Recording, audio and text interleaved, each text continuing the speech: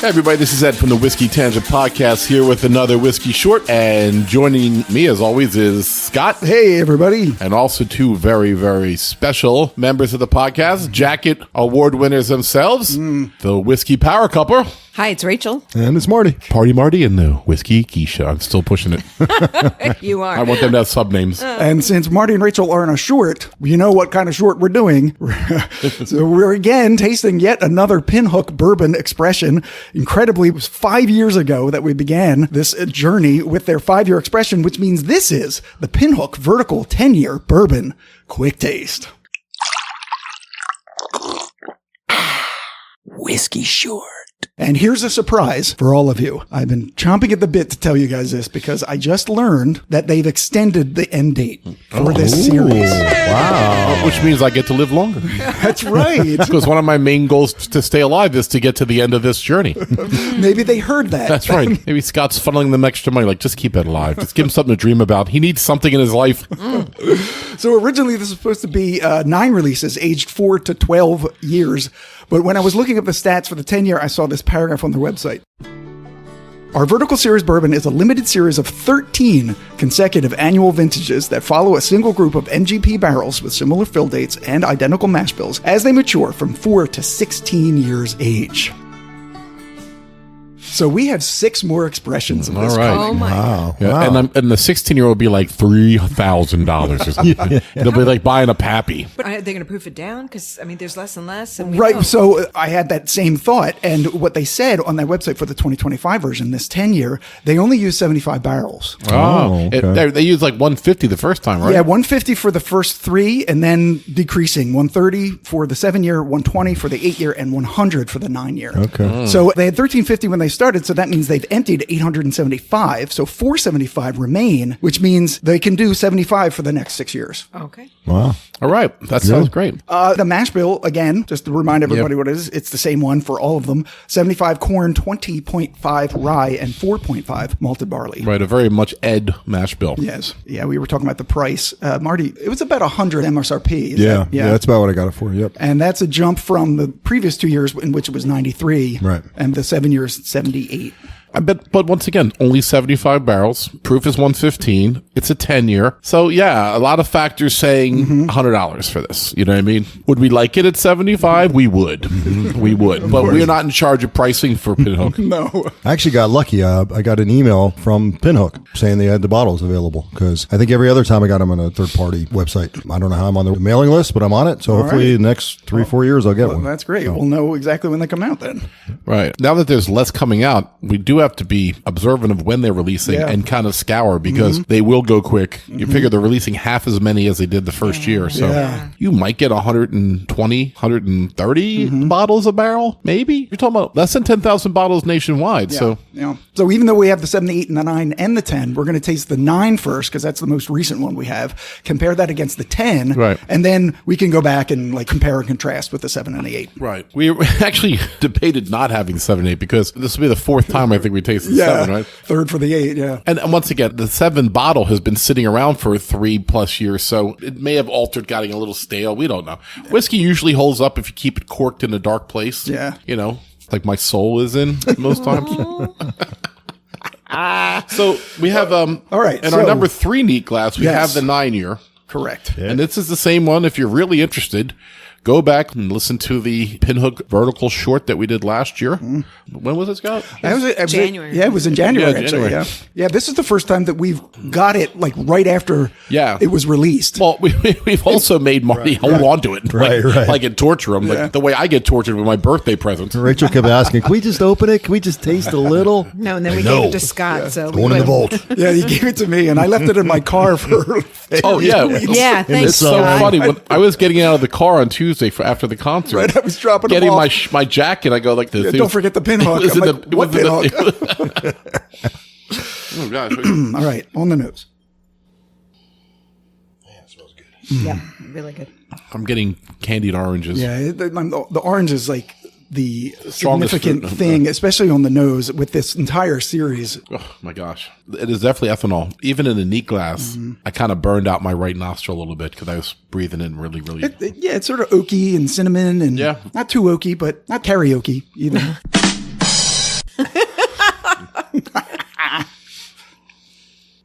Gosh, I remember loving this. Oh, yeah. I still do. Yep. My God, it's good. Yeah, not so much orange on the palate, but No. Gives a kick, though. More cinnamon, though. More cinnamon on the yeah. palate. Yep. Oh, yeah. Wow. Gives a really nice kick.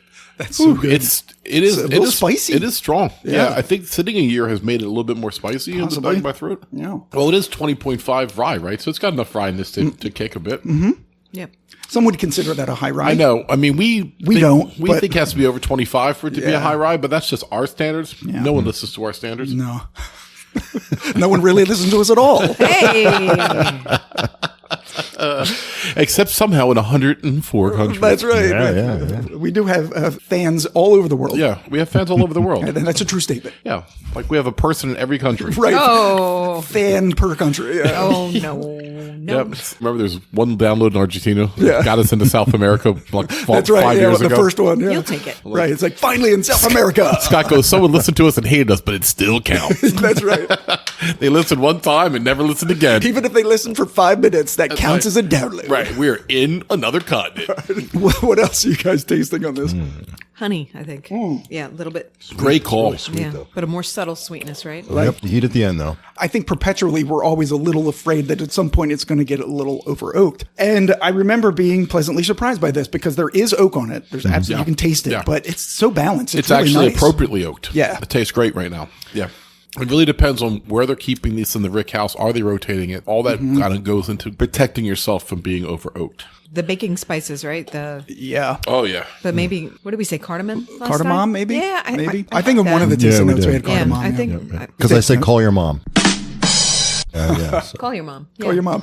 I do have our tasting notes from last year if you want to go through them real quick before we do the 10. Yeah, Oh, man. yeah. Go Yeah. Scott. Go Scott. Don't start. Don't start. Hey, I got this really funny story. Oh, man. You guys know Trevor Noah? Oh my gosh. I am going to resist the urge to drop in that quote from last time. And all started with Laurel and Hardy. That's right. all I'm going to say. Well, actually, it really started, Rachel, with the social economic downturn after World War I, which led to a Great Depression in Germany. But that's a whole other story for another day. Oh, my gosh. Wah, wah, wah. On the nose. Not looking at you. Light, fruity, and mellow with notes of sweet cinnamon. Just like every other woman in the country. No big deal. Man, you are in a dark place. Wow. Maybe we should put him in a dark place, like in the next room. Nobody puts baby in a corner. Where was I? Okay. Yeah, where were you, Scott? I don't know. understand why you can't just get through this. Light, fruity, and mellow with notes of sweet cinnamon, cognac, oak, and a hint of tobacco. Cognac, yeah. On the palate, smooth symphony of balanced sweetness and spice with maple, brown sugar, cinnamon, and honeyed pears. Great, great. On the finish, the sweeter notes linger, giving way to a pleasant, earthy, and herbaceous oak. Yeah.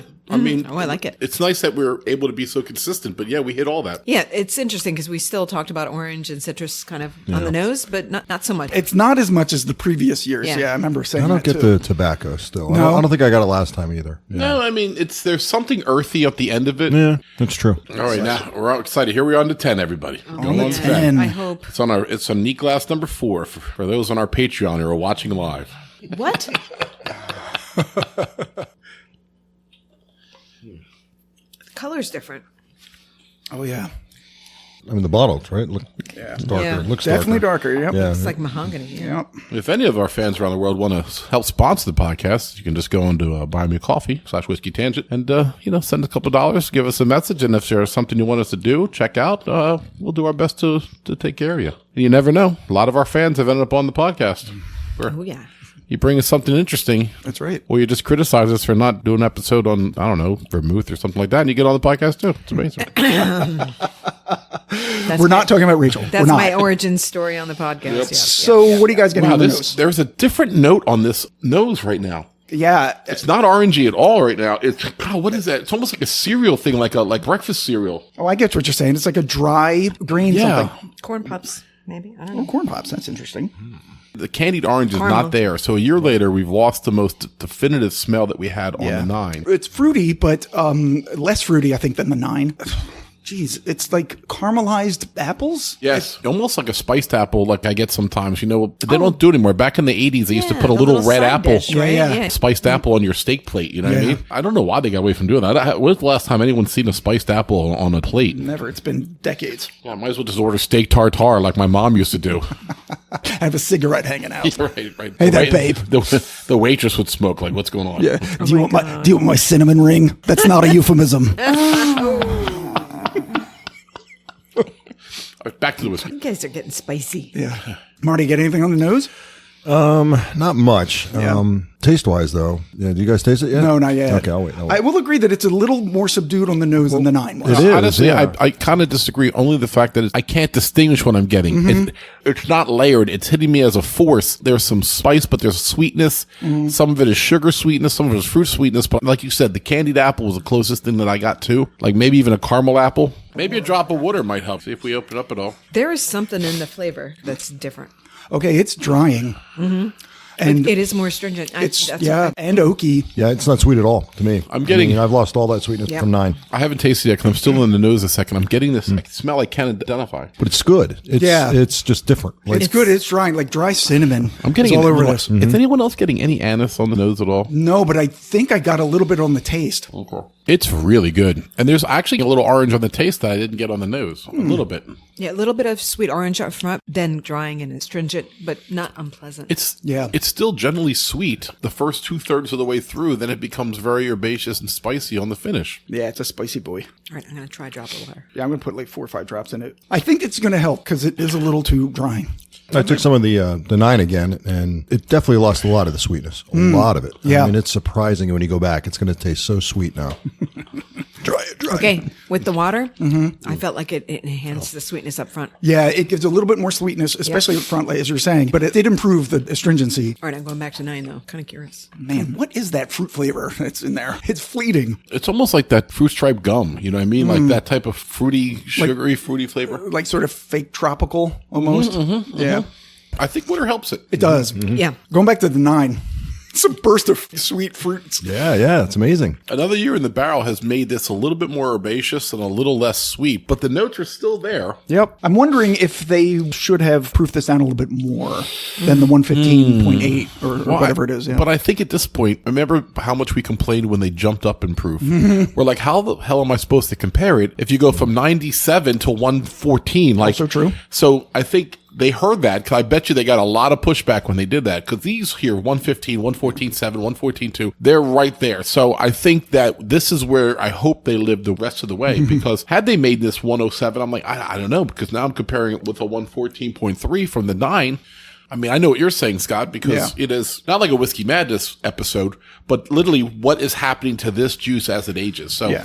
And they're letting us do the proofing. So we could proof them down to the same levels and Right, compare we could- them that right, way as well. Right. We could put a 1/10 of an ounce in each glass and get whatever proof we want to try it at. But I think everyone just follow my lead for a minute and take a quick sip of the 8. Oh, the 8. I just did, and it tasted amazing. Yeah. 7 was kind of washed out to me, but the 8 just popped. This reminds me of a little bit of licorice or... And I think we liked the 8 better than the 9, some of us last year, didn't we, Scott? We thought when we tasted the 8 that the 8 took a dip between the 7 and the 9. Oh, is that what we did? And the 9 was a resurgence 8 over lost the the 8. sweetness, I think is what we said. You know what I think? Yeah. I think you're right, Scott, but I'm feeling it today. It's hitting me weird. I think I like the 8 more now. But it's after I had the 10, which Yes. once again, the sweetness we feel is a little muted. Yeah. So now the 8's tasting like a So it's fruit bomb. interesting that the 8 does taste a little bit more like the 10. The 8 does have more sweetness on it. Yeah. I'm getting like a sweet cinnamon, whereas in the 10, I'm just getting cinnamon. Like dry, Yep. off the bark cinnamon. Now I'm going to try the 7. And the 8's not hot at the end either. It's definitely more mellow than Yeah. 9 and 10. And yet it's still up there. Yeah, close to the same proof. Yep, 114.6, very close. Yeah, the 7 I'm getting like tropical fruits and like peaches and at the end. It's fruitier Yep. than the rest of them all. I like the 9 better than the 10. You like the 9 better than 10? I don't dislike the 10. Yeah. But I think I'm right there with you, Rachel. I do like the 10 because I do like the bold flavors, but it's really drying. And I'm hoping that this isn't the first of a long line of increasingly oaky and drying expressions. Is that the risk of like too much oak? Yeah, and it that makes it drying. right. Yeah. So I get that as like an experience in my mouth, but it's not like too heavily oaked. Like it's not off-putting. No, the flavors are Oh, still no. really It's just the astringency. It's still that- balanced and correct. And once again, the 11 could be a fruit bomb. I mean, I don't know how it happens or how they do it because we've seen this go up and down before. Yeah, it's just the barrels that you choose. I think I lean a little bit to the 9 as well. Yeah, But yeah. the 10 is very good. All right. 10-year tasting notes? Yeah, go ahead. These are from Sealbox because there haven't been a lot of reviews yet because it's literally just out.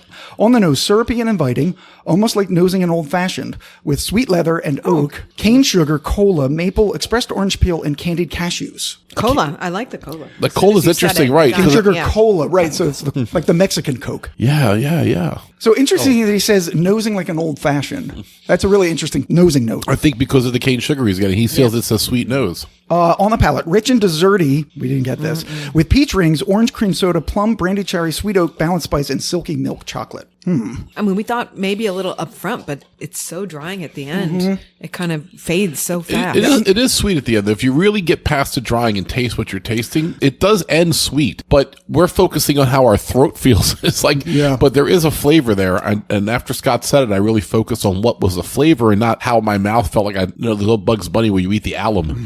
You're like, Right. and your mouth shrinks up. The more you drink it, I think the more your palate's going to get used to that, and then it'll end up tasting better and better. But we were tasting 4 things and many other things tonight, so we were only pouring 3/4 ounce pours. So on the finish, damp and trails long, carrying sweet tobacco caramel and Neapolitan ice cream sandwich that lingers well into the long finish. Nothing about the astringency. I'm surprised. Like, I think we're all tasting the dryness. Yep. I'm going to put even more water in. I just did too. Yeah. It definitely I improves finished it, I think. mine. Mine's gone. Yours is gone. Well, do you want more? Because No, I'm good. Ed is pouring more. I'm good. More. Oh, yeah. Yeah. Adding even more water helps it even more. Yeah. This might be interesting to like have on a rock, have it cold. I wonder how that experience would be different. Because it's going to just improve as you drink it. I think that's a great point. Once again, we've tried the 5 was the first, Scott, or 6? The 5 was the first one we did, yeah. So we did the 5-year. There was a 4-year that I drank off air, but Yes. just to see what it was like. It was very raw. It was not really good. It was kind of a little rough at 4. But the 5, 6, we thought 6 was good, I remember. Yeah. Yep. 7 was good. Yep. According to Scott's memory, we dipped at 8. And then we had the 9 last year, which I thought was really strong. Yes. And the 10 is really a very interesting whiskey. But like Scott pointed out, not everything is meant to be drank right out the bottle. Because I think it's very complex, and what I mentioned was the flavors were densely packed. It's hard for me to figure out what they were.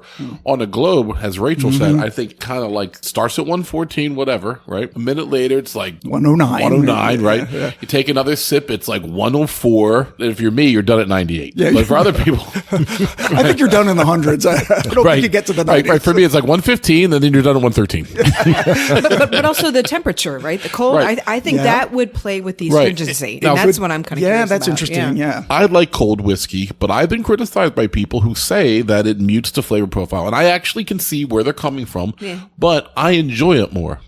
It's like when kids say they study better with music. It's not true, by the way. It's scientifically impossible. But they have more fun studying with music. And I have more fun drinking when it's cold. However, if I pour my Irish whiskey, which is cold, usually because it's in Scott's wine fridge that he gave me, it warms up as I drink it. So in my hand also it'll warm up. But on a globe, it's only get colder, which is fine. So I can see people not wanting to do that for that reason, Rachel. But that's why you can just add distilled water and not change the temperature, which was a long way for me to say I would like a globe on this. I heard he agrees with me. That's all I heard. That's what I was it's like a 20-minute wrap up of the episode. And me, Rachel. I can't believe you agreed with both of us. Yeah, that's a shocker. So, Marty, Yes. which one is your favorite? I'm going to go with the 9. Yeah, 9 as and well. I went back 7. I really liked it. Again, a lot of heat at the end for some reason. 8 seemed to mellow out more. Interesting. A little sweet, but I think 9 and 10 are both consistently good from the front to the back end. Refined. It's always good. Yeah. Well, I just combined my 7 and 8, Marty, and I have to tell you, Oh, did you? Yeah. it's amazing. But when he was talking about like Manhattan finish or whatever, Old-fashioned nose. or That was the old-fashioned nose. nose. Yeah. Like I'm almost thinking 9 had more of that to me, and it tasted more like that too. Yeah. And then I want to be honest, like 10, I'm trying to think of a term like medicinal. If you guys Okay. are saying stringent or. Okay, I was going to say vinyl.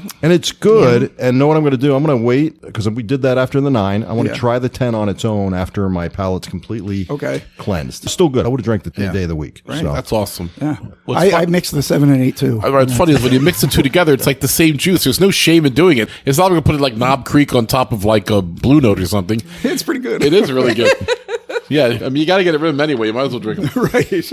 All right. So if we're doing that, I'm going to mix the 9 and the 10. All right, sure. There. Oh, that would have a whole other I don't thing. know. The 9 is so good. All right, now Oh, let's see what happens. I want to see what happens. Yeah. 12 seconds later. Really? That's really good. Yeah. Really? Because it smooths out like what we were doing with the water Right. to get rid of the astringency. The 9 does it automatically. But the flavors, like Ed, you were just saying, it's the same juice. It's the same Right. general tasting profile. Right. So it's not going to do bad things to it. Yeah, mixing these two together, it's going to be hard pressed to make it worse. It's going to take the best of both mixes, you know? Yeah, it's orangier, more baking spices. The oak, I guess, is a little tamped down. Right. It's interesting.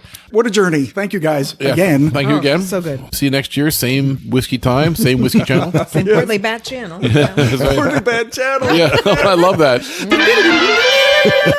We're all good? I think we're all good. Yeah. So once again, everyone, if you can jump in on this, even now, you can still find the 9 and the 10. You can jump in, do the 10 just 11 and came out. 12. Yep. I bet the 8's floating on a shelf out there somewhere. Get some friends together to split the bottle costs, you know? You can do this too. All right. So thanks everybody for tuning in. We are once again the second greatest podcast in New Jersey, which means the world.